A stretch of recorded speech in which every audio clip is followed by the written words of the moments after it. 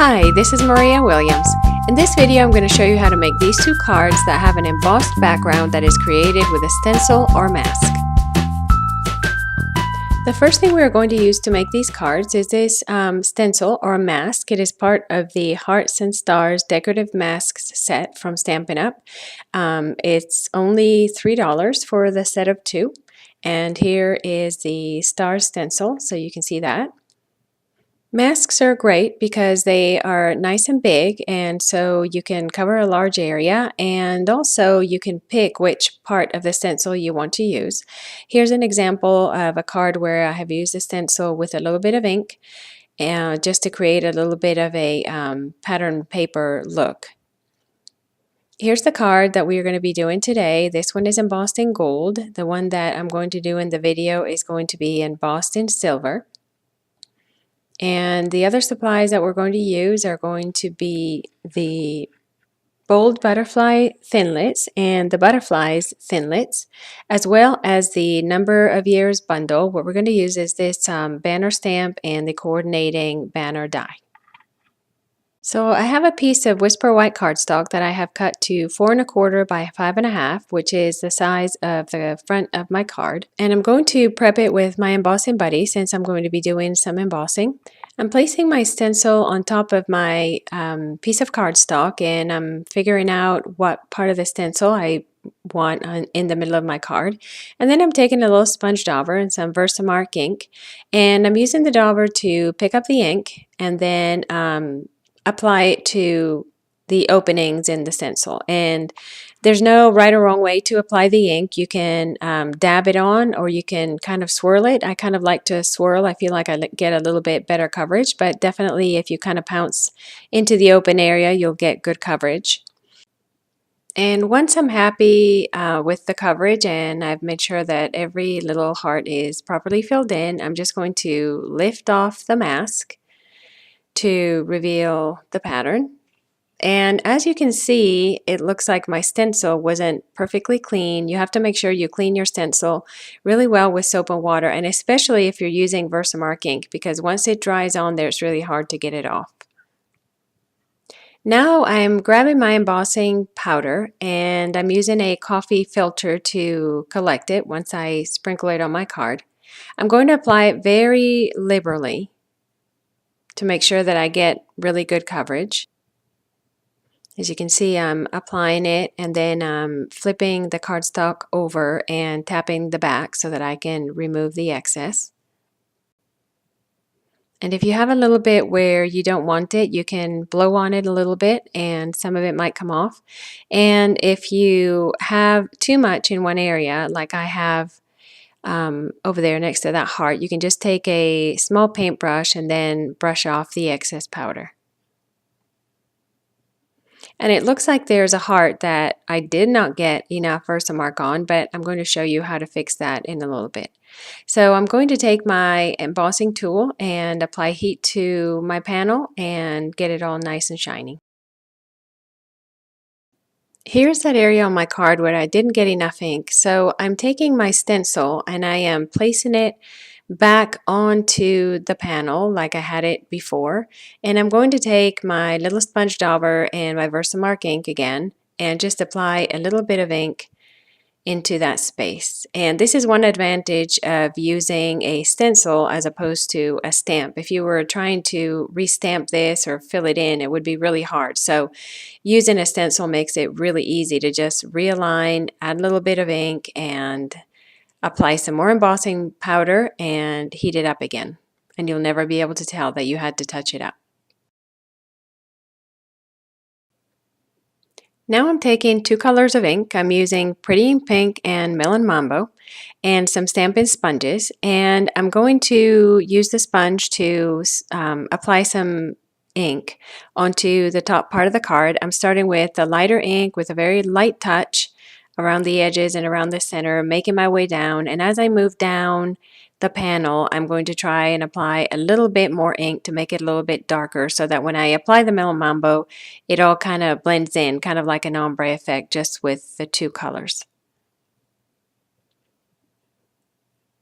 When you're using a light color, you don't have to worry too much about starting off the edge and then coming into the panel. But when you're using a dark color, you definitely want to dab off a little bit and start very carefully off the edge and make your way into the inside area of the panel. And since I cut this panel the same size of my card front, if my edges are really dark, it won't matter at all because I'm going to trim the panel down a little bit so that it's smaller than the card front. When you are trying to blend two colors together, you want to apply the two colors and then you want to go back with the first color and kind of go over the area where the two colors meet. And if you kind of go back and forth a little bit, you'll get a nice blended look. I'm happy with the way the inks are blended on my panel now, so I'm just taking a dry piece of paper towel and rubbing it all over so that I can get any excess ink off of the embossed areas. I'm now going to work on the elements that will go on the front of my card, and I'm going to start with the sentiment. So I'm taking my embossing buddy again and prepping my piece of cardstock, taking my sentiment, inking it up with Versamark ink, and then I'm going to take, as before, my silver embossing powder, make sure I get good coverage, and then I'm going to set it with my heat tool. To finish off the sentiment banner, I'm taking the banner stamp with the pretty in pink ink. I'm going to stamp that and then take the banner die and die cut it on my die cutting machine. Here's the die cut banner as well as another banner cut out of Melon Mambo that will serve as a shadow, and I have also cut a detail butterfly die and a solid butterfly die. And I'm going to attach the two banners and the two butterflies to each other using some Tombow Monomulti glue. And then I will attach them to the panel with some dimensionals.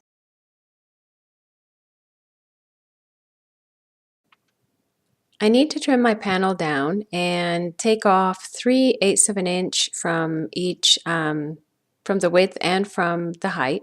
And so I'm taking a little bit off of each side so that I don't have one side where there's a lot of ink on the edge and another side that is clean without any of that extra ink from sponging. Now that my panel is cut, I can go ahead and start assembly. So I'm putting a little bit of snail on the back of the panel and attaching that to the card front. And putting some dimensional little strips on the back of my butterfly and a couple of pieces on the back of my banner. And then I'm going to attach those to the card front as well. To finish off the card, I'm going to apply a little bit of Wink of Stella, and on the gold one I only applied it to the center of the butterfly, but on this one I decided to add the clear all over the butterfly. So since there's so many openings, I went ahead and put a little piece of paper in between the two butterflies so that I can apply the Wink of Stella a little bit more quickly. At this point, I thought my card was done, but I decided to stamp one of the butterflies from the Watercolor Wings stamp set. So I'm taking the Pretty in Pink and the Melon Mambo inks and stamping the butterfly, the lighter color for the inside of the wings and the darker color for the outside.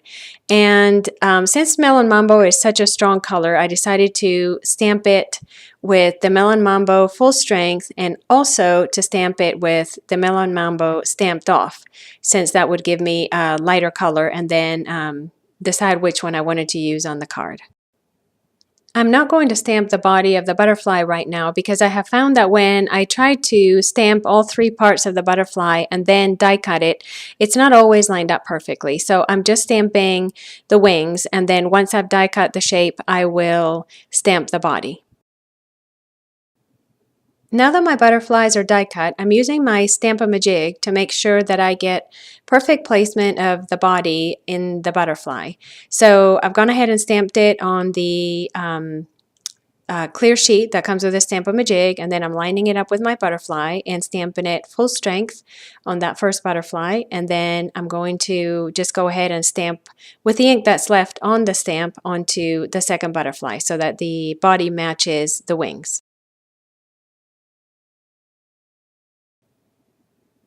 I'm holding up both butterflies to my completed card to see which one I like better, and I decided I actually like the darker one better.